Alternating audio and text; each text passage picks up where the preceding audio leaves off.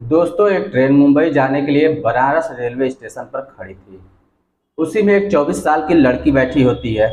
थोड़े समय के बाद उसके ठीक सामने वाली सीट पर एक व्यक्ति आके बैठता है जिसके दो छोटे छोटे बच्चे होते हैं, एक 2 साल का और एक 5 साल का। लोग सोचते हैं कि इसकी माँ अभी तक आई नहीं, लग रहा है इसकी माँ पीछे रह गई है। थोड़ा समय बीतता है लेकिन उसकी माँ नहीं आती और ट्रेन चल पड़ती है। कुछ समय तो बच्चे शांत रहते हैं, लेकिन थोड़ी देर के बाद छोटा वाला बच्चा बहुत तेज से रोने लगता है, जिससे सबका जीना हराम हो जाता है। सभी लोग उस व्यक्ति को डांटना फटकारना शुरू करते हैं और कहते हैं कि जब इसकी माँ को साथ में नहीं लेकर जा रहे हो तो फिर भी तुम्हें बच्चे को लेकर जाने की ज़रूरत ही क्या थी। जो सामने लड़की बैठी होती है वो भी परेशान हो जाती है, मगर उसको उस बच्चे पर दया आ जाती है, उसके पिता पर दया आ जाती है। और उसके बाद दोस्तों, एक ही रात में उन दोनों के बीच में एक ऐसा गहरा रिश्ता बन जाता है जिसकी कोई कल्पना भी नहीं कर सकता। जी हाँ दोस्तों, जब आप लोग सुनेंगे तो शायद आप लोगों को बहुत हैरानी होगी, इसलिए इस वीडियो को पूरा ज़रूर देखिएगा। तो आइए जानते हैं पूरी घटना इस वीडियो में। लेकिन वीडियो में आगे बढ़ने से पहले बस वही छोटी सी रिक्वेस्ट, वीडियो को लाइक कर दीजिए, चैनल को भी सब्सक्राइब कर दीजिए ताकि मेरा हौसला बढ़ता रहे। दोस्तों, इस कहानी की शुरुआत होती है बनारस रेलवे स्टेशन से। वहाँ पे कमानी एक्सप्रेस खड़ी होती है। उसमें एक 24 साल की लड़की बैठी होती है जिसका नाम किरण होता है। थोड़े समय के बाद एक व्यक्ति उसके ठीक सामने वाली सीट पे आके बैठता है जिसका नाम पप्पू होता है। उसकी उम्र 30 साल की होती है। उसके दो बच्चे होते हैं।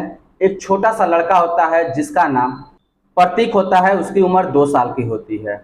एक लड़की होती है जिसकी उम्र 5 साल की होती है, उसका नाम पारुल होता है।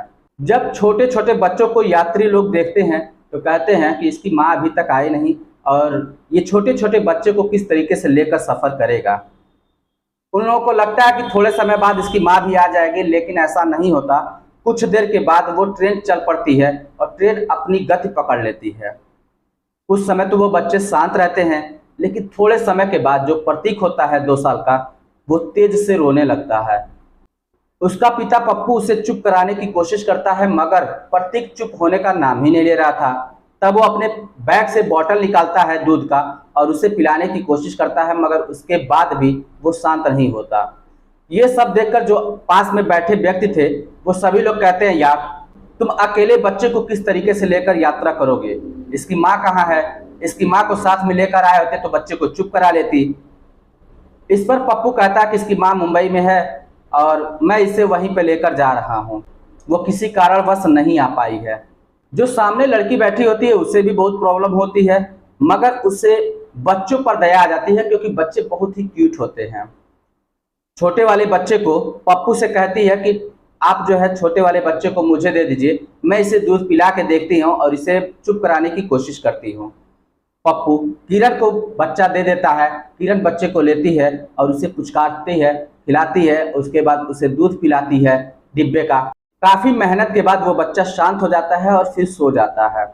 इस तरीके से दोस्तों रात के करीब 10 बज जाते हैं। सभी लोग जब नींद की अवस्था में जा रहे थे तभी अचानक में प्रतीक फिर से जग जाता है और जोर जोर से रोने लगता है। पप्पू प्रतीक और पारुल को अपने पास में ही लेकर बगल वाली नीचे की सीट पर सोया हुआ था। उसी के ठीक सामने किरण भी नीचे वाली सीट पर सोई हुई थी। जब प्रतीक फिर से रोना शुरू कर देता है तब पप्पू बहुत ही परेशान हो जाता है। उसे चुप कराने की कोशिश करता है, मगर वो चुप नहीं होता। उसे इस कंपार्टमेंट से उस कंपार्टमेंट लेकर जाया करता है और जहां भी जाता था लोगों की नींदें खराब कर दिया करता था। लोग पप्पू को भला बुरा कहना शुरू कर देते हैं, कहते हैं यार कैसे व्यक्ति हो यार, तुम तो लेकर इधर उधर ढो रहे हो। ये नहीं कहते कि इसकी माँ को ले जाके दे दो, वो तो आराम से चेयर के खर्राटे ले रही होगी और हम लोगों की नींदें तुम खराब कर रहे हो। लेकिन किसी को कहाँ पता था, क्योंकि ये बात उसी के कंपार्टमेंट के लोगों को पता थी कि उसकी माँ नहीं आई है और ये बच्चे को दोनों साथ में अकेले ही लेकर जा रहा है। दूसरे कंपार्टमेंट के लोग तो जान ही नहीं रहे थे, इस वजह से वो इस तरीके की बातें कर रहे थे और भला बुरा कह रहे थे। प्रतीक इधर से उधर लेके टहलता, किसी तरीके से वो शांत कराने की कोशिश करता, मगर प्रतीक फिर भी शांत नहीं होता था। तब जब किरण देखती है कि बच्चा चुप नहीं हो रहा है तो वो फिर पप्पू से कहती है कि आप परेशान ना होइए, बच्चे को मुझे दीजिए, कोशिश मैं करती हूँ, हो सकता है ये शांत हो जाए। उसके बाद पप्पू प्रतीक को किरण को दे देता है किरण बच्चे को लेती है और उसके बाद लेके टहलाने लगती है और पीठ थपथपाने लगती है, फिर उसको डिब्बे का दूध पिलाती है। फिर उसके बाद प्रतीक सो जाता है। किरण कहती है कि प्रतीक को मेरे पास ही सोने दो, आप पारुल को लेकर अपने साथ में सो जाइए। पप्पू चैन की सांस लेता है और पारुल अपनी बेटी को अपने साथ में लेकर सो जाता है। और इधर किरण जो होती है वो पप्पू के बेटे प्रतीक को अपने साथ में लेकर सो जाती है। रात में प्रतीक कई बार जगता है, कई बार रोता है, लेकिन उसको किरण संभाल लेती है। और जब सुबह होती है तो सभी लोग क्या देखते हैं कि बच्चा खांसी खुशी उसी की सीट पे बैठ के खेल रहा है। उसके मुंह में पाउडर लगा हुआ है, आंखों में काजल लगा हुआ है, बाल संवरे हुए हैं और बहुत ही मस्त होकर वो खेल रहा था। ये सब देखकर जो यात्रीगण होते हैं सभी लोग परेशान हो जाते हैं, सभी लोग हैरान हो जाते हैं, सोचते हैं यार ये कैसे गजब हो गया, जो बच्चा इससे संभल नहीं रहा था, इतनी ज्यादा रोए जा रहा था, वो इस तरीके से शांत कैसे बैठा हुआ है। थोड़े समय के बाद जो पप्पू होता है उसकी भी नींद खुल जाती है। तब वो अपने बच्चे को सामने प्रतीक को मुस्कुराता हुआ देखता है, खेलता हुआ देखता है, तो बहुत ही खुश होता है। वो किरण को धन्यवाद देता है और कहता है कि मैडम आपका बहुत बहुत धन्यवाद कि आपने मेरे बच्चे की देखरेख इस तरीके से की कि मेरा बच्चा शांत होकर खेल रहा है। फिर पप्पू पूछता है कि ये बताइए कि आपने ये पाउडर कहाँ से लगाया और काजल वगैरह कहाँ से लगाया। तब किरण ने कहा कि माफ कीजिएगा, रात के समय जब आप सोए हुए थे तो प्रतीक जब था वो पोल्टी कर देता है, तो मैंने सोचा कि इसका पैम्पर्स भी खराब हो चुका है और आप साथ में पैम्पर्स लेकर आए होंगे। मैंने आपके बैग में हाथ डाला, वहाँ से मुझे पैम्पर्स मिला, उसका पैम्पर्स मैंने बदला, कपड़े बदले, उसके बाद उसको पाउडर लगाया, फिर जो है काजल लगाया, तेल लगाया, उसके बाद कंघी किया और इसे मालिश की। उसके बाद ये आराम से खेल रहा है। हो सके तो मुझे माफ़ करिएगा, ज़रा आप अपना बैग चेक कर लीजिए, कहीं उसमें से कोई सामान गायब ना हुआ हो। ये बात सुनकर पप्पू की नज़रें झुक जाती हैं और शर्मिंदा होकर कहता है कि क्या आप कह रही हैं, आपने मुझ पर इतना बड़ा उपकार किया है, मेरे बच्चे को संभाला है और मैं भला ऐसे आप पर कैसे संदेह कर सकता हूँ। अब ये बातें जब सभी यात्रीगण होते सुनते हैं तो सभी लोग मुस्कुरा देते हैं। धीरे धीरे वक्त गुजरता है और मुंबई रेलवे स्टेशन आ जाता है। इस बीच में जो किरण होती है वो पारुल से पूछती है कि बेटी तुम्हारी माँ कहाँ है। तब पारुल कहती है कि माँ भाग गई है। लेकिन जब पप्पू इस बात को सुनता है तो वो शर्मिंदगी महसूस करता है। वो अपनी बात को छुपाने के लिए बात बनाता है, कहता नहीं नहा, ये बात और है कि नाराज होकर वो मुंबई चली गई है मेरे मुंबई वाले घर पे और वहीं पे है, बच्चों को मैं वहीं पे लेकर जा रहा हूँ। इस तरीके से समय तो गुजर जाता है, मुंबई का रेलवे स्टेशन आ जाता है। उसके बाद जो पारुल होती है वो किरण से इतना ज़्यादा घुल मिल जाती है कि वो किरण से कहती है कि आंटी आप भी मेरे साथ चलिए। तब किरण कहती है कि अगर तुम्हारे पापा कहेंगे तो मैं तुम्हारे घर ज़रूर आऊँगी। पारुल अपने पापा पप्पू से कहती है कि पापा आंटी को भी साथ में लेकर चलिए। पप्पू किरण से रिक्वेस्ट करता है मगर किरण कहती है कि आज नहीं फिर कभी आऊँगी, आज मुझे घर पहुँचना है, मेरे पिताजी मेरा इंतज़ार कर रहे होंगे। इसके बाद दोनों की आंखें नम होती हैं और दोनों एक दूसरे से विदा होकर फिर अपने अपने घर चले जाते हैं। जो पप्पू होता है वो चेंबूर में रहता था और जो किरण होती है वो पवई में रहती है। किरण के पिता पवई में ही रहकर ऑटो चलाया करते थे। किरण की माता गांव पे ही रहा करती थी और किरण घर गृहस्थी वहीं पे रहकर संभाला करती थी, खाना वगैरह बनाती थी। छोटा सा एक रूम होता है और उसी में रहकर वो अपनी ज़िंदगी व्यतीत किया करते थे। किरण की शादी लग चुकी थी, कुछ महीने बाद उसकी शादी होने वाली थी। इधर जब पप्पू अपने घर पे पहुंचता है तो वो सारी बात अपनी माँ को बता देता है। कहता कि माँ मुझे एक लड़की मिली थी जो बहुत ही क्यूट थी, बहुत ही अच्छी थी, उसने मेरे बच्चे को इतने अच्छे तरीके से संभाला कि उसका क्या कहना। पारुल जो होती है वो तारीफों के पुल बांध देती है अपनी दादी से, तो दादी भी बहुत ही खुश हो जाती है। पप्पू का टाइल्स और पत्थर की दुकान होती है जिससे उसे अच्छा खासा फायदा होता है और उसने अपना घर बहुत अच्छी तरीके से बना रखा था। पूरे घर में टाइल और पत्थर लगे हुए थे। उसके पास एक मारुति वैन होती है। 2 दिनों के बाद किरण पप्पू को फोन करती है तो पप्पू इधर से फोन उठाता है और कहता है कि कौन। तब किरण कहती है कि अरे वही ट्रेन वाली लड़की। अब ये सुनकर पप्पू मुस्कुरा देता है, कहता अरे आप तो मेरा नंबर कैसे मिला। किरण कहती है मैं सोचती थी कि आप पूछेंगे ज़रूर, तो मैं आपको बता देती हूँ, जब ट्रेन में आप बच्ची को मोबाइल दिए हुए थे कार्टून देखने के लिए, उसी समय मैंने आपका नंबर डायल कर लिया था। पप्पू जब इतनी बात सुनता है तो वो कहता है कि पछतावा तो मुझे बहुत ज़्यादा हो रहा था कि मैंने आपका नंबर भी नहीं लिया, पता नहीं फिर आपसे मुलाकात होगी कि नहीं होगी।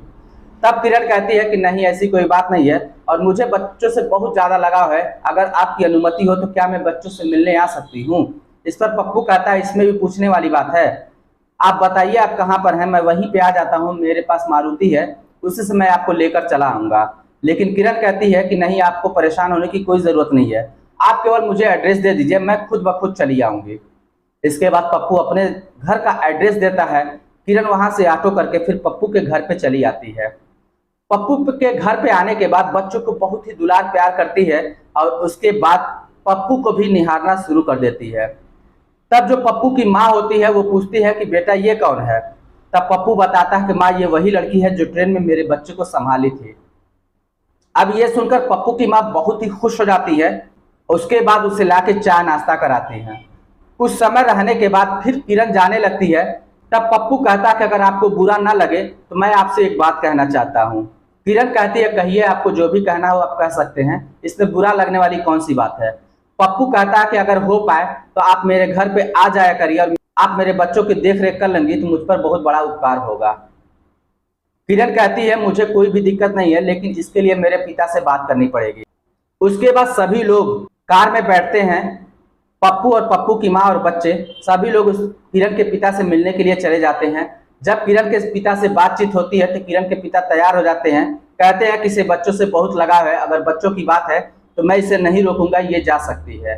अब इस तरीके से दोस्तों किरण वहां पे आने जाने लगती है, लेकिन 2 से 3 दिन का समय जब गुजरता है तब उसे वहां पे रहने के लिए भी परमिशन मिल जाती है। अब वो पप्पू के घर पे ही रह रही थी और बच्चों का देख रेख भी कर रही थी, साथ ही साथ वहां पे रह के खाना वगैरह भी बना दिया करती थी। अब जो पप्पू होता है उसकी जो पत्थर और टाइल्स की दुकान होती है, तो वो अपनी ही दुकान से पत्थर और टाइल्स ले जाकर फिर पवई में जो किरण का घर होता है उसे बहुत अच्छी तरीके से बना देता है। एक भी पैसा नहीं लेता, क्योंकि दोनों एक दूसरे की मदद कर रहे थे। कुछ समय गुजरता चला जाता है। जब नवंबर का महीना आ जाता है, नवंबर के महीने में जब पप्पू की माँ पप्पू से कहती है कि बेटा, मैं चाहती हूँ कि लड़की बहुत अच्छी है, अगर तू इसी से शादी कर ले तो कितनी अच्छी बात होगी। लेकिन पप्पू कहता है माँ, तो ये बहुत ही गलत होगा, अगर हम उससे इस तरीके से शादी के लिए बात करेंगे तो फिर वो क्या सोचेगी, कहेगी कि ये जो है मेरी मजबूरी का फायदा उठा रहे हैं, मेरी दया भावना का गलत इस्तेमाल कर रहे हैं। नहीं, मैं ऐसा नहीं कह सकता। लेकिन पप्पू की माँ नहीं मानती। वो किरण से जाके बात करती है तो किरण सबसे पहले पूछती है कि इनकी पत्नी कहाँ पर है। तब किरण की माँ बोलती है कि उसका रवैया कुछ अलग था, मेरा बेटा सीधा साधा इकलौता है, वो चाहती थी कि मैं अपने बेटे के से अलग रहूं और मैं अकेली रहूं और मेरा बेटा बहू के साथ रहे, लेकिन मेरा बेटा नहीं चाहता था मुझे छोड़ना, और तुम ही बताओ अगर मेरा बेटा चला जाएगा तो फिर हम लोगों का क्या होगा। इसलिए वो नाराज होकर छोड़ के इसको चली गई और हमेशा हमेशा के लिए चली गई, अब दोबारा नहीं आने वाली। पप्पू की माँ किरण से कहती है कि बेटी, मैं चाहती हूँ तुम इतनी अच्छी हो, तुम बच्चे को भी संभाल ले रहे हो, मेरे बेटे को भी संभाल लोगी, मैं चाहती हूँ तुम मेरे बेटे से शादी कर लो। किरण कहती है कि मुझे कोई भी एतराज नहीं है, लेकिन अगर मेरे माता पिता से बात हो जाए, अगर वो लोग रजामंदी दे देंगे तो मुझे कोई भी दिक्कत नहीं है। जब किरण की तरफ से सिग्नल मिल जाता है तो घर वाले पप्पू, पप्पू की माँ और किरण और बच्चे सभी लोग मारुति में बैठकर फिर जो है किरण के पिता से मिलने के लिए चले जाते हैं। और उनसे जब बातचीत होती है तो वो भी रजामंदी दे देते हैं और कहते हैं अगर मेरी बेटी चाह रही है तो मुझे कोई भी एतराज नहीं है, और इसका जहाँ पे रिश्ता लगा हुआ है मैं उसे कैंसिल कर दूंगा। उसके बाद उसका रिश्ता कैंसिल कर दिया जाता है और पप्पू से किरण की शादी हो जाती है। फिलहाल ये लोग जिंदगी बहुत अच्छी तरीके से मुंबई में ही गुजार रहे हैं। तो दोस्तों ये रही कहानी। आपको कहानी कैसी लगी, आपकी जो भी राय हो आप हमें कमेंट बॉक्स में लिखकर जरूर बताइएगा। चलिए फिर मिलते हैं नेक्स्ट वीडियो में, तब तक के लिए जय हिंद।